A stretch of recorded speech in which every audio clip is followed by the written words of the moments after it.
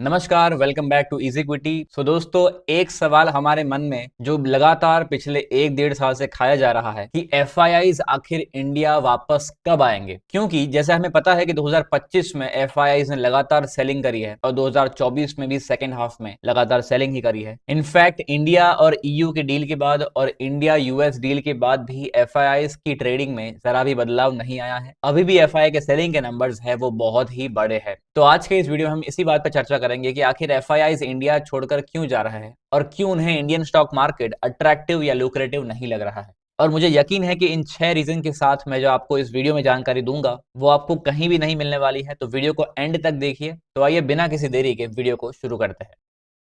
तो देखिए, सबसे पहले तो हम बात करते हैं कि एफआईआईज का बाइंग और सेलिंग डेटा पिछले कुछ सालों का क्या रहा है। सो लेट्स से हम 2008 से 2025 तक के डेटा की बात करें कि एफआईआई ने बाइंग और सेलिंग कैसी करी है, क्या उसमें हमें कोई पैटर्न देखने मिलता है और कब एफआईआई ने बहुत ज्यादा क्वांटिटी में बाई किया है, कब बहुत ज्यादा क्वांटिटी में सेल किया है और हिस्टोरिकल अब तक की बाइंग और सेलिंग डेटा पैटर्न्स कैसे रहे हैं। इन सारी चीजों को देखने के लिए चलिए चलते हैं चार्ट पर।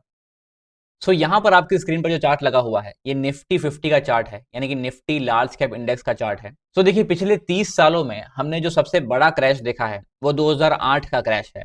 उस ईयर में एफआईआई ने करीब 52 से लेकर 53,000 करोड़ की सेलिंग करी थी और वहां पर मार्केट लगभग 53% डाउन गया था। तो ऐसे कोई नंबर्स का कनेक्शन नहीं है कि 53,000 की सेलिंग करी तो 53% मार्केट नीचे आया। लेकिन हाँ, उसके बाद जब मार्केट में अगला साल आया, जब रिकवरी का पीरियड आया, तब एफआईआई ने 83,000 करोड़ की वापस से बाइंग भी कर ली और वहां पर मार्केट जो है वो 83% कोइंसिडेंटली 83% फिर से ऊपर आ गया। उसके बाद अगर हम देखें तो एफआईआई ने करीब 1,33,000 करोड़ की बाइंग करी है, जहां मार्केट 12% ऊपर आया है and numbers are going so and so forth. तो यहाँ पर 2,700 करोड़ की सेलिंग हुई है, जहां मार्केट 19% नीचे आया था। फिर 1,28,000 करोड़ की बाइंग हुई है, जहां मार्केट 25% ऊपर आया। तो देखिए, लुक एट द पैटर्न कि जब भी एफआईआईज 1 या 2 साल तक लगातार सेल करते हैं, जैसे यहाँ पर सेलिंग करी है, तो उसके बाद उन्होंने काफी अच्छी और बड़ी बाइंग भी करी है। जैसे ही एफआई को कोविड में क्रैश मिला तो यहाँ पर उन्होंने उसके बाद ही तुरंत 1,70,000 करोड़ की बाइंग भी करी है।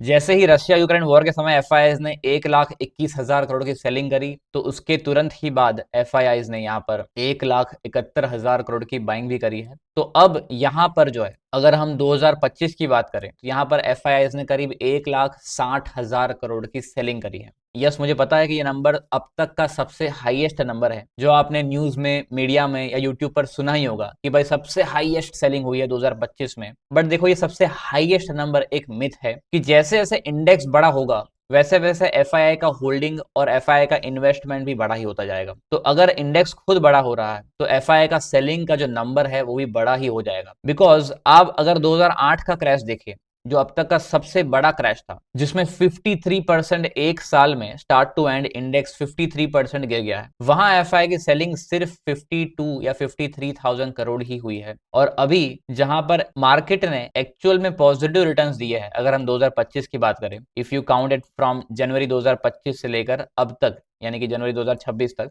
ये पॉजिटिव 10% रिटर्न्स में एफआई की सेलिंग 1,60,000 करोड़ माइनस में है, यानी कि 1,60,000 करोड़ की सेलिंग। तो इसमें बौखलाने की जरूरत नहीं है, कोई पैनिक क्रिएट करने की जरूरत नहीं है और ना ही पैनिक में बेचने की जरूरत है। बिकॉज यहाँ पर नंबर्स आपके सामने हैं कि इतनी ज्यादा सेलिंग करने के बाद भी अपना मार्केट 10% पॉजिटिव रिटर्न्स देता है। अगर हम इस बाइंग एंड सेलिंग के चार्ट को थोड़ा और डीप में समझना चाहे तो जरा इस चार्ट को देखिए। 2002 से 2025 तक का अपना डेटा अवेलेबल है। तो जितना भी उन्होंने माल खरीदा है उतना डेटा, उतना ये लाइन प्लस होता जाएगा और जब जब उन्होंने माल बेचा तब ये लाइन नेगेटिव चला जाएगा, माइनस हो जाएगा। बट अगर आप देखें तो 2002 में जितनी भी बाइंग करी है उसके बाद लगातार एफआईआई बाइंग ही करते जा रहे हैं। हाँ, आपने देखा बीच में कई बार बड़ी बड़ी सेलिंग भी आई है, तो वो सेलिंग को भी हम एडजस्ट करते हुए अगर चार्ट ड्रॉ करते हैं तो यहाँ पर लगातार एफआईआई बाइंग ही करते जा रहे हैं। In short, in long run FII यहाँ पर नेट बायर्स है। हाँ, करंटली जो डेटा हमें दिख रहा है हाल ही में, यहाँ पर अगर आप इस चार्ट को देखिए तो ये चार्ट थोड़ा सा फ्लैट होते हुए दिख रहा है। बिकॉज इसके पहले ये चार्ट एकदम अप ट्रेंड दिख रहा था, यहाँ से एकदम अप ट्रेंड दिख रहा था, यहाँ से एकदम अप ट्रेंड दिख रहा था। बट हाल ही में पिछले 5 सालों से 2020 से लेकर 2025 तक, इन पिछले 5 सालों में ये देखो चार्ट बिल्कुल फ्लैट सा हो गया है। ये ऐसे दर्शाता है कि एफआईआई नया पैसा इंडिया में नहीं लगा रहे हैं। मतलब वही उन्होंने कुछ पैसा लगाया, फिर वही पैसा वापस से निकाल देंगे, सेल कर देंगे, फिर कुछ लगाएंगे, फिर कुछ निकाल देंगे, फिर कुछ लगाएंगे, फिर कुछ निकाल देंगे। इस वजह से ये चार्ट अप ट्रेंड नहीं जा रहा है, ये चार्ट बिल्कुल फ्लैट हो चुका है। और ये फ्लैट होने का रीजन क्या है, हमें ये समझना पड़ेगा। तो ये पुराना डेटा जो है वो तो काफी अच्छा और लुक्रेटिव लग रहा है, लेकिन करंटली क्या प्रॉब्लम है, क्या पोजीशन है, क्या सिचुएशन है, तो इसका क्या रीजन है, तो हम इसी वीडियो में उसको भी आगे कवर करेंगे।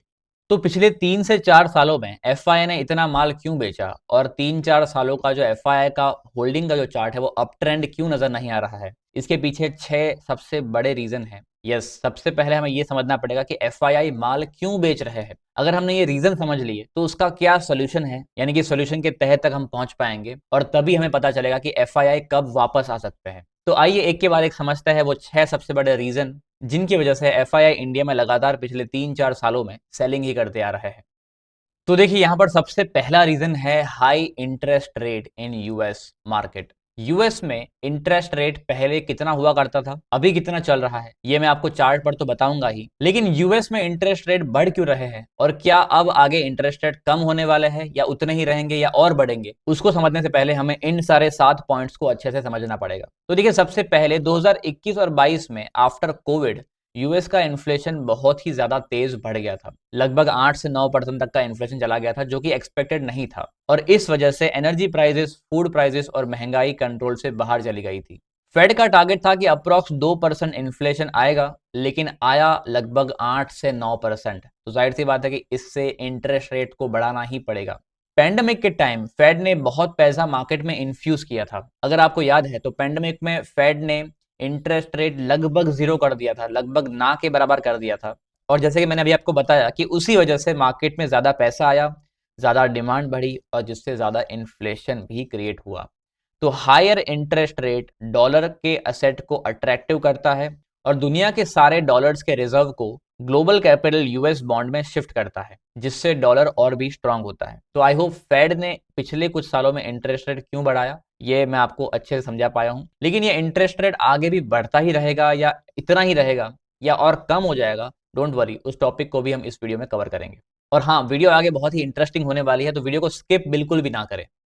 तो देखिए अगर हम पिछले 30 सालों का यूएस इंटरेस्ट रेट का चार्ट देखें, तो 30 सालों में सबसे हाईएस्ट इंटरेस्ट रेट था द ईयर 2000, जब डॉट कॉम बबल बर्स्ट हुआ था। उसके बाद जैसे ही मार्केट में बहुत ही बड़ी मंदी आई, तो मार्केट में और पैसे इन्फ्यूज करने के लिए ये इंटरेस्ट रेट लगभग 1% पे आ गया था। फिर उसके बाद इंटरेस्ट रेट को किया गया लगभग 1% से लेकर 5% तक, और ये 5% तक की बढ़ाने की जरूरत इसलिए पड़ी बिकॉज 2007 और 8 के दौरान यहाँ पर मार्केट में एक बहुत ही जबरदस्त बबल बन चुका था फिर से। आपको याद है हाउसिंग का बबल बन गया था, इसीलिए जब ये इंटरेस्ट रेट को बढ़ाया गया तब मार्केट में फिर से वो बबल बर्स्ट हुआ, क्योंकि सस्ते इंटरेस्ट की वजह से जितनी भी पैसे की सर्कुलेशन मार्केट में थी वो एकदम से हाई इंटरेस्ट की वजह से बंद हो गई, और सर्कुलेटेड पैसा पूरा फिर से बैंक में चला जाएगा, इसीलिए भी मार्केट यहाँ पर फिर से क्रैश करता है। और उस क्रैश्ड मार्केट को फिर से उठाने के लिए इंटरेस्ट रेट धीरे धीरे फिर से कम किया जाता है। तो यहाँ पर देखिए 2009 आते आते इंटरेस्ट रेट फिर से लगभग 0%, यानी कि यहाँ पर लगभग 0.16% के आसपास फिर से लाया गया, और वो 2015 तक लगातार उतना ही रहा था। लेकिन 2019 आते आते यहाँ पर इंटरेस्ट रेट फिर से लगभग 2% के आसपास आ गया था।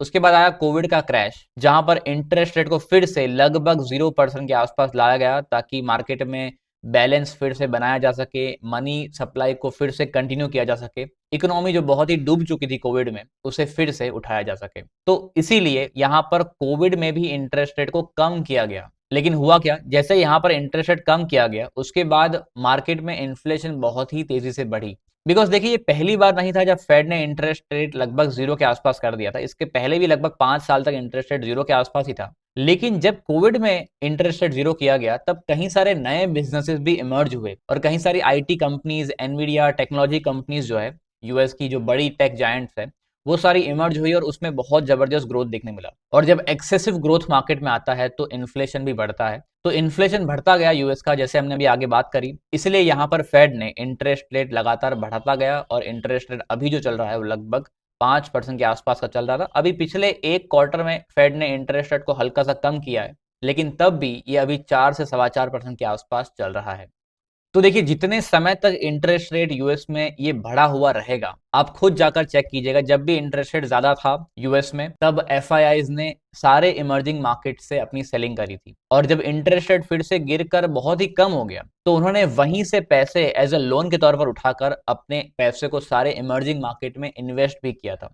तो हमारे लिए जानना जरूरी है कि इंटरेस्ट रेट यहाँ से गिरने वाला है कि बढ़ने वाला है, बिकॉज अगर इंटरेस्ट रेट यहाँ से अगर और बढ़ा तो एफआईआई की और सेलिंग देखने मिलेगी हमें इंडियन स्टॉक मार्केट में, और अगर ये इंटरेस्ट रेट यहाँ से गिर गया तो हो सकता है कि एफआईआई जल्दी इंडियन मार्केट में बाय करने आ जाए।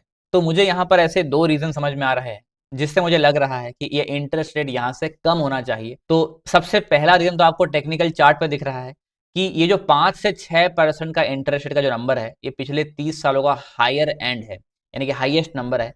इसके ऊपर पिछले 30 सालों में तो नहीं गया। हाँ, उसके पहले ट्रेडिंग सिस्टम अलग था, डॉलर और गोल्ड का जो स्टैंडर्ड था वो अलग था, इसलिए वहां पर इंटरेस्ट रेट ज्यादा थे। लेकिन पिछले 30 सालों की बात करें जो हिसाब से अभी स्टैंडर्ड मेंटेन हुआ है ट्रेडिंग का, उसके हिसाब से इंटरेस्ट रेट का जो पीक बनता है वो 5 से 6% के आसपास का बन रहा है। ये हम चार्ट पे आसानी से देख सकते हैं। और जो बॉटम बनता है वो लगभग 1 से 0% के आसपास तक का बॉटम बनता है, वो हमें चार्ट पर बार बार देखने मिल रहा है।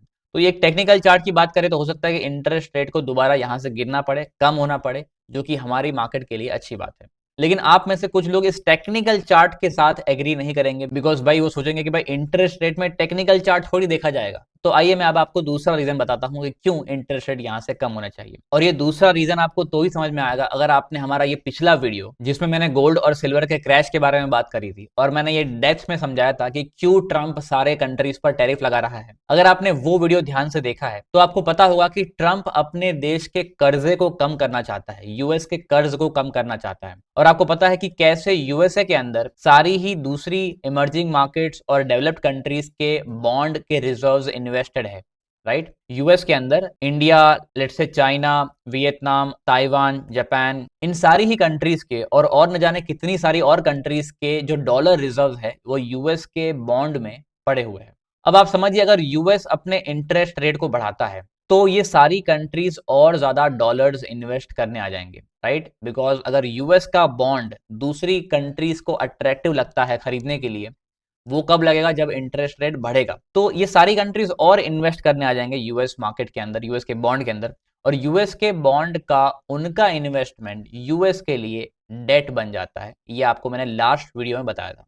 तो यूएस अपने कंट्री के डेट को कम करना चाहता है, इसलिए वो इंटरेस्ट रेट बढ़ाएगा तो उसका डेट और बढ़ जाएगा। प्लस यूएस को इन सारी कंट्रीज को अपने इन्वेस्टमेंट के बदले में कुछ ना कुछ इंटरेस्ट भी चुकाना पड़ेगा, राइट। बिकॉज अगर लोगों ने यूएस में इन्वेस्ट किया है तो यूएस उसको इंटरेस्ट चुकाएगा। तो यहां पर इंटरेस्ट रेट यहां से और बढ़े, ये ट्रंप और यूएस दोनों ही सहन नहीं कर पाएंगे। वो नहीं चाहेंगे कि इंटरेस्ट रेट यहां से और बढ़े, बिकॉज अगर इंटरेस्ट रेट बढ़ेगा तो लोग और पैसा डिपॉजिट करने आ जाएंगे यूएस बॉन्ड के अंदर, इससे और डेट बढ़ जाएगा। और अगर और पैसा डिपॉजिट करने आ गए और इंटरेस्ट रेट और बढ़ गया तो बदले में जो इंटरेस्ट का पैसा चुकाना पड़ेगा, जो ब्याज चुकाना पड़ेगा, वो भी ज्यादा अमाउंट में होगा। तो ट्रंप लगातार ये कोशिश कर रहा है कि इंटरेस्ट रेट को कम किया जाए, और इसीलिए उन्होंने फेड के नए चेयरमैन को भी यहां पर अपॉइंट किया है, क्योंकि इसके पहले वाला चेयरमैन तो इंटरेस्ट रेट कम करने के बिल्कुल ही खिलाफ ही था। बिकॉज आपको पता है कि इंटरेस्ट रेट अगर कम हुए तो इन्फ्लेशन बढ़ जाएगा, और यूएस के इन्फ्लेशन को कंट्रोल में रखने के लिए इंटरेस्ट रेट कम नहीं हो सकता, ऐसा पिछले चेयरमैन का मानना था। लेकिन अब नया चेयरमैन आकर क्या करता है, क्या ये इंटरेस्ट रेट कम होता है? मेरे हिसाब से तो होना चाहिए, बिकॉज यहाँ पर इंटरेस्ट रेट का एक पीक बन चुका है, और जो मैंने आपको रीजन बताया, बिकॉज ट्रंप अपने कंट्री के डेट को कम करना चाहता है। अगर वो इंटरेस्ट रेट कम हुआ तो डेट अपने आप कम हो जाएगा, और जो ब्याज का जो अमाउंट है वो भी कम चुकाना पड़ेगा।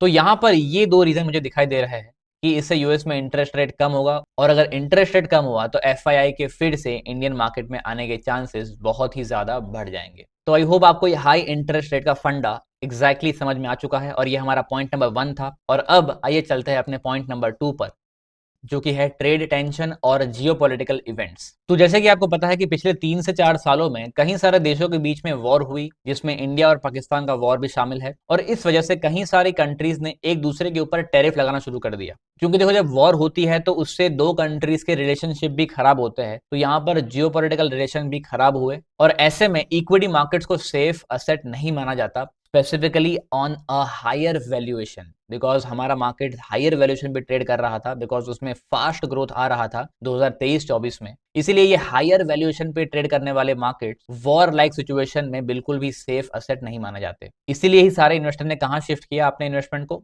यस, गोल्ड की तरफ शिफ्ट कर दिया। तो हमने दो पॉइंट देखे, एक तरफ तो यूएस में इंटरेस्ट रेट बढ़ रहा है और दूसरी तरफ गोल्ड में अपॉर्चुनिटीज आ रही है, बिकॉज वर्ल्ड के अंदर कहीं सारी कंट्रीज में वॉर चल रहे थे। अब आइए चलते हैं अपने अगले पॉइंट पर। अगला रीजन है एफआई की सेलिंग का, वो है इंडियन रुपी का डीवैल्यूएशन। यस, जैसे कि आपको पता है कि डॉलर के सामने इंडियन रुपी जो है वो डीवैल्यूड होते जा रही है, यानी कि रुपी की वैल्यू कम होते जा रही है, डॉलर महंगा होता जा रहा है। और जैसे हमने पिछली स्लाइड में देखा था कि बॉन्ड में एफआई को 5-6% रिटर्न्स मिलना बहुत ही अच्छी बात है, लेकिन हम एज एन इंडियंस को लगता है कि भाई 5-6% मिलना अच्छी बात कैसे है? तो अच्छी बात इसीलिए है क्योंकि अगर एफआईआई इंडिया में इन्वेस्ट करे और उसके बाद इंडियन रुपए की वैल्यू और भी कम हो जाती है तो एफआईआई को लॉस होता है। इसको मैं बहुत ही सिंपल एग्जांपल से आपको समझाऊंगा। लेकिन पिछले 2-3 सालों में जो रुपी डीवैल्यूएशन हुआ है, डॉलर के अगेंस्ट जो रुपी कमजोर हुआ है, वो क्यों हुआ है? तो आइए उसे देखते हैं। तो देखिए, पिछले 2-3 सालों में हमारा ट्रेड डेफिसिट बहुत ही ज्यादा रहा है, यानी कि इंपोर्ट ज्यादा और एक्सपोर्ट कम। ऐसा इसीलिए because after Russia Ukraine war crude के दाम बहुत ही ज्यादा बढ़ चुके हैं। पहले वो बहुत ही कम हुआ करते थे और जैसे कि आपको पता है कि हमें क्रूड बाहर से इंपोर्ट कराना पड़ता है और चाइना से भी हमारा बहुत सारे सप्लाई चेन के रॉ मटेरियल्स चाइना से आते हैं। इसीलिए हमारा एक्सपोर्ट बहुत ही कम हो गया और इंपोर्ट बहुत ही ज्यादा बढ़ गया है। क्योंकि अगर हम पिछले 5-6 साल का डेटा देखें तो यहाँ पर 2020 में जनवरी में $1 का प्राइस था लगभग 70 रुपए, ओके, और यहाँ पर जनवरी 2026 में $1 का प्राइस था लगभग 90 रुपए। सो लेट्स से अगर किसी एफआईआई ने यहाँ पर $1000 इन्वेस्ट किया है, यानी कि इंडियन करेंसी में वो कन्वर्ट होके वो पैसे हो जाएंगे 70,000 रुपए। और अगर 2020 जनवरी से लेकर 2026 जनवरी तक, यानी कि इन 6 सालों में मार्केट अगर डबल भी हुआ है, हमारा इंडियन स्टॉक मार्केट लेट से डबल हुआ है, तो ये 70,000 रुपए इंडियन करेंसी में हो जाएंगे लगभग 1,40,000 रुपए। और लगभग मार्केट डबल ही हुआ है बिकॉज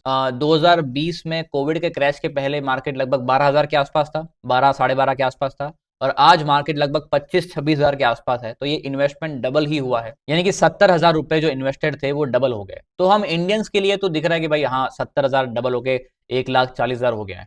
लेकिन जब एक फॉरेनर, जब एक एफआईआई इस पैसे को फिर से डॉलर में कन्वर्ट करके अपने घर लेकर जाएगा तो देखिए यहाँ पर क्या होगा। $1000 को हमने रुपी में कन्वर्ट करने के लिए 1000 मल्टीप्लाइड बाय 70 किया था, इसीलिए यहाँ पर 70,000 रुपए आए थे कन्वर्ट होने के बाद। तो अगर इसको फिर से डॉलर में कन्वर्ट करना है तो 1,40,000 रुपए को अब डिवाइड करना पड़ेगा उस समय के डॉलर और रुपी के एक्सचेंज रेट के साथ, जो कि 90 रुपए चल रहा है। तो अगर हम 1,40,000 डिवाइड बाई 90 रुपए करते हैं तो ये डॉलर्स में कन्वर्ट हो जाएगा, जो कि डॉलर्स में कन्वर्ट होने के बाद आता है लगभग $1,555। ठीक है, तो जो पैसा हमें दिख रहा है कि भाई डबल हो गया है, वही पैसा एफआई के लिए $1000 से $1,555 हुआ, यानी कि लगभग $1,550 के आसपास हुआ। तो उन्होंने लगभग 55% का गेन कमाया इन 6 सालों में। 6 साल में सीएजीआर नहीं है, टोटल गेन 55% कमाया, और हमने यहाँ पर 100% गेन हमें दिख रहा है। ठीक है, कि भाई अपना इन्वेस्टमेंट 70 का 140 हो गया। तो यही प्रॉब्लम है, अगर इन 6 सालों में रुपी जितना डेप्रिशिएट हुआ है, अगर उतना डेप्रिशिएट ना होता, थोड़ा कम होता, तो हो सकता है कि यही परसेंटेज गेन उनके लिए 60% या 70% या फिर 80% हो जाते। और अगर ये रुपी डेप्रिसिएशन बिल्कुल भी नहीं होता तो उनको भी लगभग 100% का गेन देखने मिलता। लेकिन आपको पता ही है कि भाई रुपी डेप्रिशिएट होना बंद नहीं होने वाला है जब तक इंडिया ट्रेड सरप्लस में ना चला जाए। और हमारी कहीं सारी डिमांड आज भी इंपोर्ट करके खत्म होती है, तो ट्रेड सरप्लस में जाना तो बहुत ही मुश्किल है हमारे लिए। इसीलिए ये रुपी डेप्रिसिएशन आगे भी चलता रहेगा, लेकिन हाँ हो सके उतना इसको कंट्रोल्ड मैनर में रखना चाहिए। धीरे धीरे रुपी डेप्रिशिएट हो तो अच्छी बात है, अगर लगातार रुपी एक साथ डेप्रिशिएट हो गया तो एफआईआईज भाई बिल्कुल वापस नहीं आएंगे।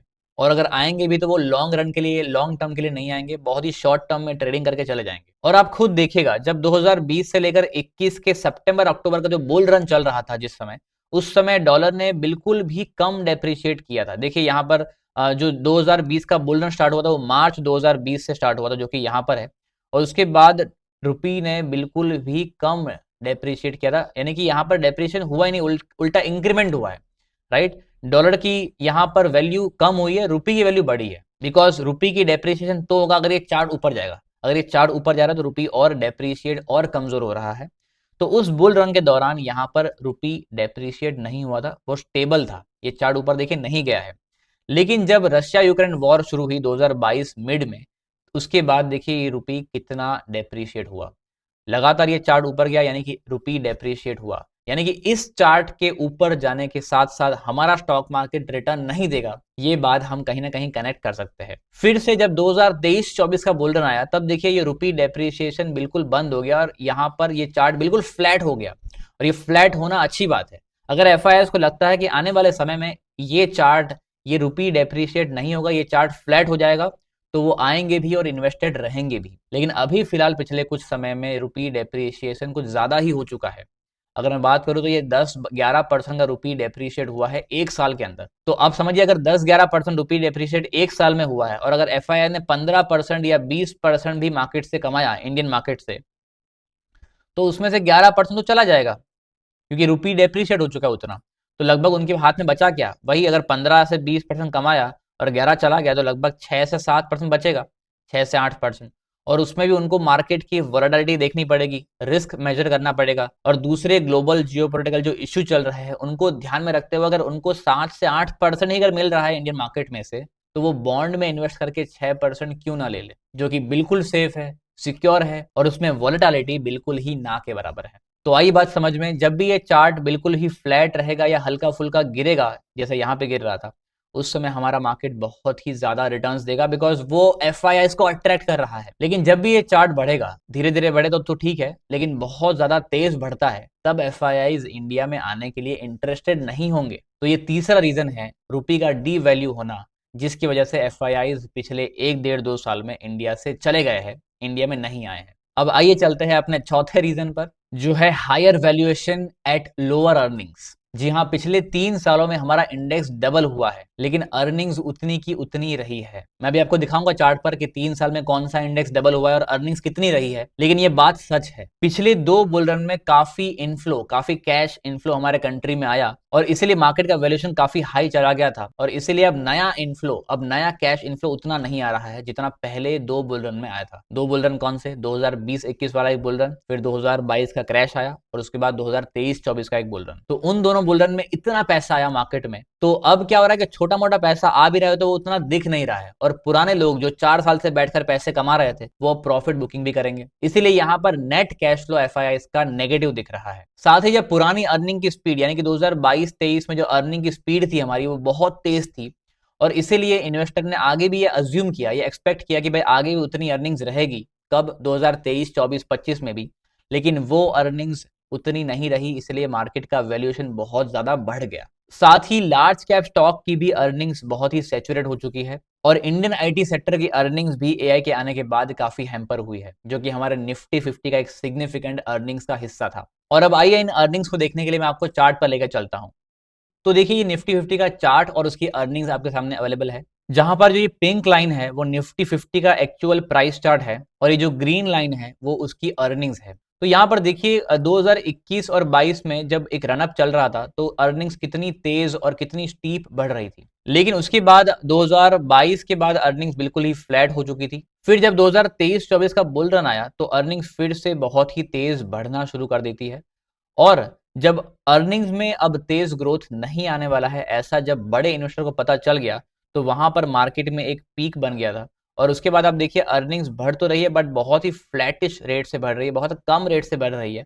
और इस जोन में पिछले 1.5-2 साल में हमारी अर्निंग जो है वो सिंगल डिजिट में आ चुकी है। अब आइए उसी तरह से पिछले 5 साल की निफ्टी स्मॉल कैप कंपनीज की अर्निंग्स भी देखते हैं। तो ये निफ्टी स्मॉल कैप 250 इंडेक्स है पिंक लाइन में, और उसकी अर्निंग्स जो है वो आपको दिख रही है ग्रीन लाइन में। यहाँ पर भी अगर आप देखें तो 2021, 22, 23 तक, 23 के जनवरी तक बहुत ही जबरदस्त अर्निंग रही। अगर आप देखिए नीचे ईपीएस लिखा हुआ है, जो ईपीएस पहले 150 रुपए के आसपास हुआ करता था, यहाँ पर 143, 147 के आसपास, वही बढ़ते बढ़ते ईपीएस 500, सवा 500 के आसपास पहुंच चुका है।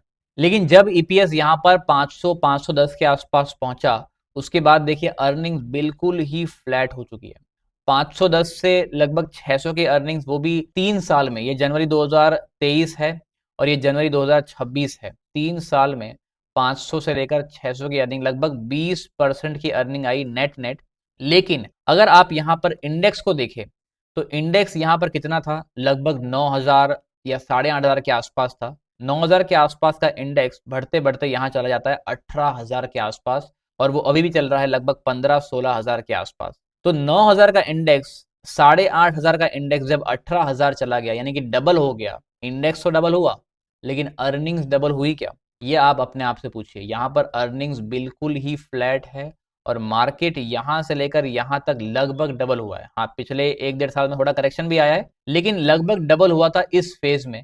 लेकिन मुझे एक्सपेक्टेशन ऐसी है कि यहाँ से मार्केट में एक अर्निंग्स की साइकिल, अच्छी तेज साइकिल देखने मिल सकती है, और इसी के आसपास हमें इंडियन मार्केट में एक बॉटम भी देखने मिल सकता है।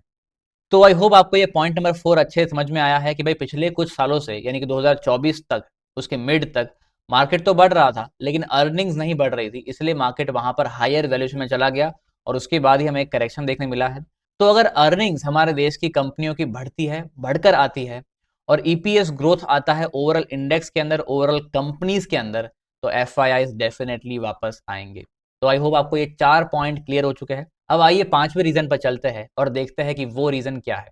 तो देखिए, यहाँ पर 5वां रीजन है कि भाई rotation to other emerging markets. यानी कि जब इंडिया में ये स्लो ग्रोथ रेट चल रहा था, करेंसी डेप्रिशिएट हो रहा है, जियोपॉलिटिकल टेंशन चल रहा है, तब दूसरे कंट्रीज के, यानी कि दूसरे इमर्जिंग कंट्रीज के स्टॉक मार्केट बहुत ही सस्ते वैल्यूएशन पर मिल रहे थे। मैं आपको कंपेयर करके बताता हूं कि जब इंडिया में निफ्टी 50 का फॉरवर्ड पी वैल्यूएशन, यानी कि आज से 2 साल पहले, 3 साल पहले, तो वो पी रेशियो जो है वो 20 से लेकर 22 तक के आसपास का था, और इंडियन मार्केट 20-22 पी रेशियो के साथ उस समय का सबसे महंगा मार्केट था, क्योंकि उसी समय चाइना के इंडेक्स MSCI शंघाई का मार्केट वैल्यूएशन यहाँ पर 10 से 12 गुना पी के आसपास था। ब्राजील का मार्केट यहाँ पर 7 से 9 गुना वैल्यूएशन पर था। साउथ कोरियन मार्केट यहाँ पर 9 से 11 गुना वैल्यूएशन पर था। ताइवान का टाईएक्स यहाँ पर 14 से 16 गुना वैल्यूएशन पर था, और इंडोनेशियन मार्केट 13 से 15, लगभग 13 से 15 गुना वैल्यूएशन पर अवेलेबल था। तो अब आप समझिए, जिस कंट्री का फॉरवर्ड पी वैल्यूएशन, ये फॉरवर्ड पी है, याद रखिए, ये आने वाले अर्निंग्स के साथ जो पी निकाला जाता है, जो अजम्पशन किया जाता है, वो पी है। एक्चुअल में तो अपना पी उस समय 25-26 के आसपास चल रहा था, और वो भी निफ्टी लार्ज कैप इंडेक्स का। अगर मैं निफ्टी स्मॉल और मिड कैप इंडेक्स की बात करूं ना, तो ये पी उस समय लगभग 30 से लेकर 35 गुना चल रहा था। कितना? 30 से 35 का निफ्टी स्मॉल और मिड कैप का पी। स्मॉल मिड कैप को एक टाइम पे तो वो 40 के आसपास चले गए थे, लेकिन निफ्टी लार्ज कैप भी यहाँ पर सस्ता नहीं था, 20 से 22 गुना का फॉरवर्ड पी वैल्यूएशन। और अगर उस समय एफआईआईज को इतने सस्ते वैल्यूएशन पर दूसरे इमर्जिंग मार्केट्स के इंडेक्स मिलते हैं, तो जाहिर सी बात है कि वो इंडिया से निकलकर दूसरे मार्केट्स में ही जाएंगे ना। और यहाँ पर सोने पे सुहागा ये था कि इन पिछले 1.5-2 सालों में कमोडिटी साइकिल ने काफी अच्छा बूम पकड़ा हुआ है, और ब्राजील का जो मार्केट है ना, ओवरऑल इंडेक्स, उसका ज्यादा कंपनीज का वेटेज कमोडिटी सेक्टर से ही आता है। Same for Indonesian market also. इन दोनों कंट्रीज का मार्केट ज्यादातर कमोडिटी साइकिल पर डिपेंड करता है। तो जब भी कमोडिटी में अच्छी साइकिल आती है, तो इन दोनों देशों में ऐसी कई सारी कंपनीज है जो कमोडिटी के साथ कनेक्शन रखती है, और जब कमोडिटी साइकिल में एक बूम आएगा, तो वो कंपनीज अच्छा करेगी, और वो कंपनीज अच्छा करेगी तो ओवरऑल उनका स्टॉक मार्केट अच्छा करेगा, बिकॉज उनके मार्केट में कमोडिटी वाली कंपनीज का वेटेज काफी ज्यादा है। तो ब्राजील और इंडोनेशियन मार्केट ने इस समय में, पिछले 1.5-2 सालों में काफी अच्छा परफॉर्म किया। Same for south Korea, Taiwan, जहां पर एफआईआईज ने पैसे लगाकर काफी अच्छा पैसा बनाया भी। और इन पिछले 1.5-2 साल में इन सारी कंट्रीज का करेंसी डेप्रिसिएशन भी हमारे इंडिया जितना नहीं हुआ है। तो आप समझिए, अगर आप खुद एक एफआईआई होते, तो आप उस समय इंडियन मार्केट में से एग्जिट करने के बारे में सोचते ही। हालांकि हम एज एन इंडियन ऐसा नहीं कर सकते। हाँ, हम कुछ पैसा अपना निकाल कर कैश में रख सकते हैं, या डेट में रख सकते हैं, या फिर कुछ पैसा सिल्वर या गोल्ड में रख सकते हैं, लेकिन पूरा पैसा हम एग्जिट करके पूरा कैश में रख दे, या फिर किसी और कंट्री के इंडेक्स में डाल दे, ये हमारे लिए पॉसिबल नहीं है, लेकिन एफआईआईज ऐसा कर सकते हैं। और छठा और आखिरी रीजन जो मुझे लगता है कि इंडिया में एफआईआईज क्यों नहीं आ रहा है, वो है tax on FII. Yes, capital gain tax की बात कर रहा हूं, जो एफआईआई पर यहां पर लगता है। सो देखिए, कहीं सारे देश में फॉरेन पोर्टफोलियो इन्वेस्टर्स के लिए कैपिटल गेन टैक्स नहीं लगता। कहीं सारी ऐसी कंट्रीज हैं जहां पर स्पेशली एफआईआईज के लिए कैपिटल गेन टैक्स नहीं है, या फिर कुछ उसमें एग्जाम्पशन मिलते हैं। जैसे अगर हम बात करें सिंगापुर, हांगकांग, यूएई की, तो यहाँ पर कैपिटल गेन टैक्स नहीं है, सिटीजन के लिए भी नहीं है, और एफआईआईज के लिए भी नहीं है। प्लस मैक्सिको सिटीजन के लिए तो कैपिटल गेन टैक्स चार्ज करता है, बट एफआईआईज के लिए वहां पर कुछ एग्जाम्पशन है, कुछ बेनिफिट एफआईआईज को दिए जाते हैं। ताकि वो बार बार उनकी कंट्री में आके इन्वेस्ट करें। सिमिलरली इन ब्राजील और ताइवान के अंदर भी स्ट्रक्चरल एग्जेम्पशन एफआईआईस को दिए जाते हैं लॉन्ग टर्म इन्वेस्टिंग करने पर। लेकिन इंडिया उन गिनी चुनी मेजर इमर्जिंग इकोनॉमीज में से है जो एफआईआईस पर भी उतना ही एक्टिवली टैक्स लगाते हैं जितना वो अपने सिटीजन पे लगाते हैं। अगर एफआईआई को यहाँ पर थोड़ी बहुत टैक्स की छूट दी जाए, या फिर एफआईआईस में भी वो एफआईआईस जो लॉन्ग टर्म इन्वेस्टिंग करना चाहते हैं, अगर उनको भी टैक्स की छूट दी जाए तो वो लॉन्ग टर्म के लिए इंडिया में इन्वेस्टेड रहेंगे। लेकिन इंडिया में ऐसा कोई रूल नहीं है, कोई कानून नहीं है, और इसीलिए ये छठा ऐसा रीजन है कि एफआईआईस इंडिया में सिर्फ तभी आते हैं जब उसे इंडियन स्टॉक मार्केट बहुत ज्यादा अट्रैक्टिव लगता है। और ये 6 रीजन में वो 5 रीजन क्या कम है क्या कि हम एक और रीजन यहाँ पर बना दे कि जिससे एफआईआईस इंडिया में ना आए? मुझे लगता है कि ये छठा रीजन हमारे हाथ में है, हमारी गवर्नमेंट के हाथ में है। अगर ये टैक्स रेट यहाँ से थोड़ा बहुत कम किया जाता है या एफआईआईएस को यहाँ पे थोड़ा बहुत बेनिफिट दिया जाता है तो डेफिनेटली हम एक रीजन तो एलिमिनेट कर रहे हैं जो अपने हाथ में है, जिससे एफआईआईएस के इंडिया में आने के चांसेस बढ़ जाएंगे, या फिर जब भी वो इंडिया में आएंगे तो ज्यादा पैसा लेकर आएंगे जो अल्टीमेटली हमारे इन्वेस्टर्स के लिए और हमारी इकोनॉमी के लिए अच्छा ही होगा। तो आइए उन 6 रीजन को हम फिर से एक बार समझ लेते हैं समराइज वे में, जिसमें सबसे पहला रीजन था कि भाई यूएस में इंटरेस्ट रेट बढ़ रहे हैं तो एफआईआईस क्यों बाहर जाएंगे। प्लस एफआईआईस अपना पैसा बाहर नहीं लगाते, वो यूएस मार्केट से पैसे लोन लेकर दूसरे कैपिटल में, दूसरे कंट्रीज में इन्वेस्ट करते हैं। तो अगर यूएस में ही 5-6% का इंटरेस्ट रेट चल रहा है, यानी कि उनका कॉस्ट ऑफ कैपिटल 5-6% है, तो अगर बाहर किसी देश में अगर उनको 10%, 11% भी मिलता है, आप समझिए इस बात को, तो 10-11% में से भी वो 5-6% चुकाने के बाद उनके हाथ में तो अल्टीमेटली 4-5% ही आएगा या 3-4% आएगा। तो 3-4% के लिए वो इतना रिस्क क्यों ले? उससे बेटर तो यही है कि वो अपना ही पैसा 5-6% के बॉन्ड में डाल दे, जिसमें ना कोई रिस्क है और ना कोई वॉलेटिलिटी भी है। फिर उसके बाद अगला रीजन आता है कि भाई ट्रेड टेंशन और जियोपॉलिटिकल इवेंट्स, कि भाई इतने वॉर हो रहे हैं, इतने टैरिफ लग रहे हैं, तो कौन सी कंट्री का कौन सा बिजनेस कब हैम्पर हो जाए ये उनको नहीं पता है।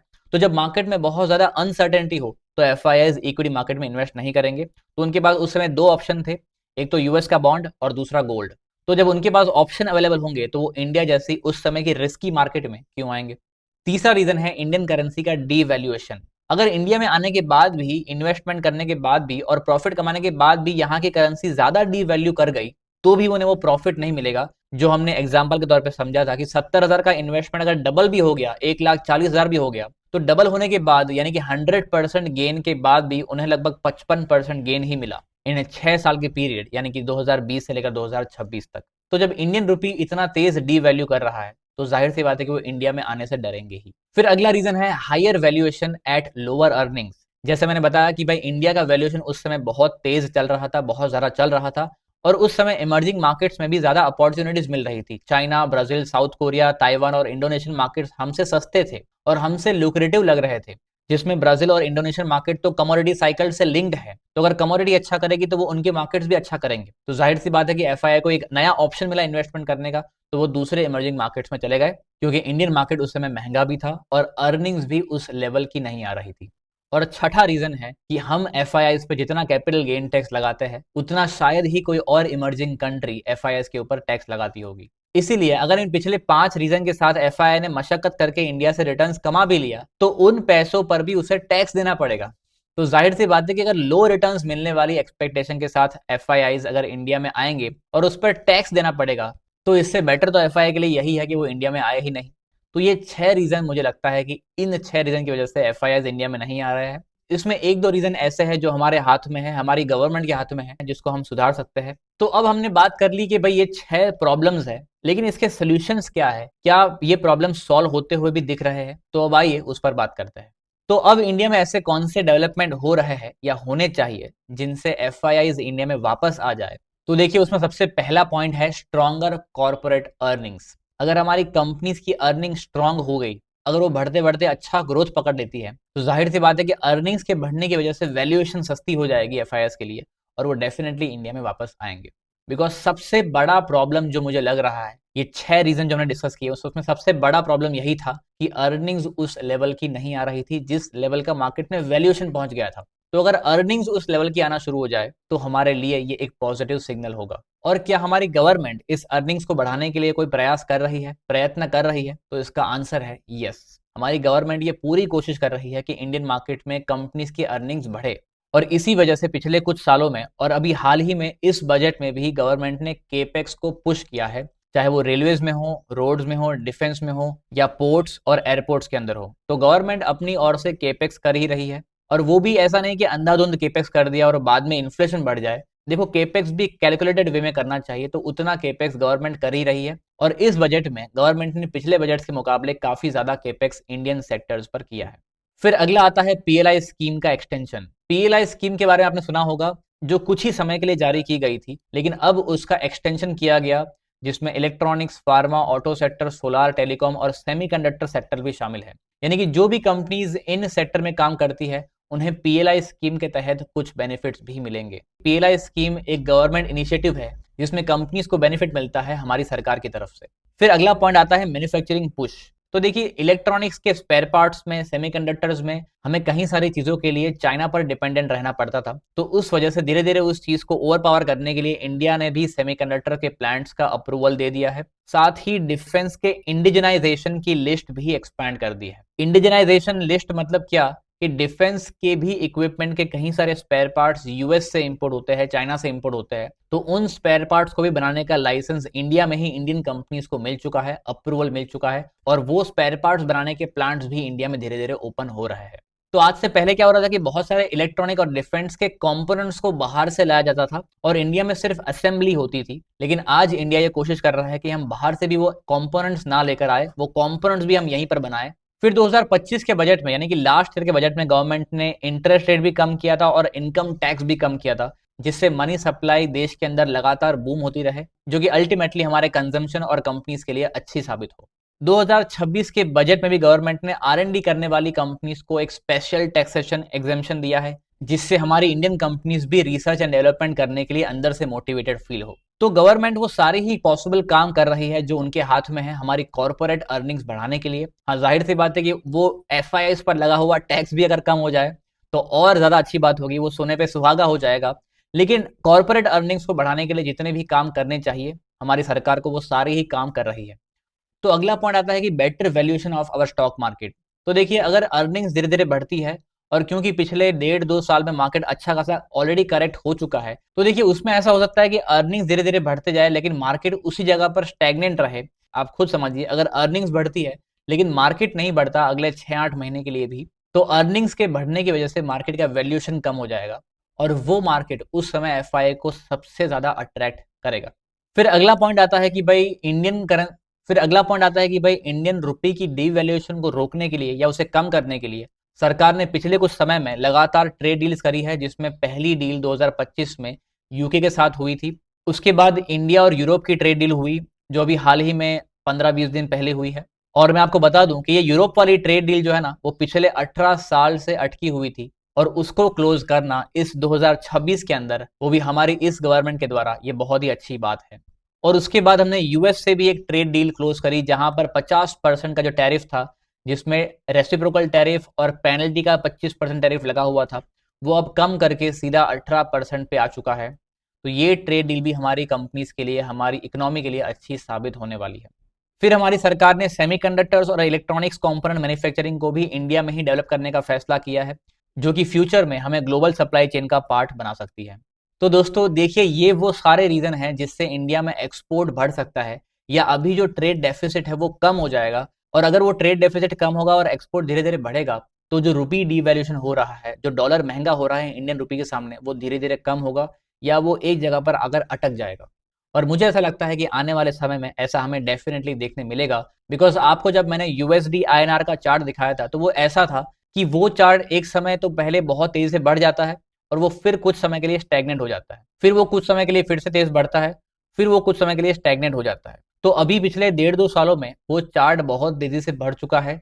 तो मुझे ऐसा लगता है कि अब उसके स्टैग्नेंट होने की बारी आ चुकी है। और स्टैग्नेंट होगा ऐसा मैं यूं ही नहीं कह रहा हूं। हमारे देश के एक्सपोर्ट्स को बढ़ाने के लिए सरकार ने 3 बड़ी डील फाइनल करी है पिछले 2-3 महीनों में, जिसका इफेक्ट हमें इमीडिएट नहीं बट धीरे धीरे आने वाले 3-4 क्वार्टर्स में हमारी कंपनीज पे आते हुए दिखेगा। तो आई होप आज का ये वीडियो आपको अच्छे से समझ आया है। मैंने अपनी पूरी कोशिश करी है इस टॉपिक को एकदम आसान शब्दों में आप तक पहुंचाने की। और अगर आपको मेरे एफर्ट पसंद आ रहे हैं, अच्छे लग रहे हैं, तो आपको सिंपली एक ही काम करना है, वीडियो को लाइक करना है, अपने दोस्तों में शेयर करना है और चैनल को सब्सक्राइब करना है। और वीडियो में दिखाई गई कोई बात आपको अगर बहुत अच्छी लगी हो या बहुत बुरी लगी हो, या अगर आपका किसी पॉइंट को लेकर कोई अलग व्यू पॉइंट बनता हो, तो उसके बारे में हमें कमेंट में लिखकर जरूर बताएं। तो अब मिलते हैं ऐसे ही किसी अगले वीडियो में, तब तक के लिए बाय बाय, टेक केयर और धन्यवाद।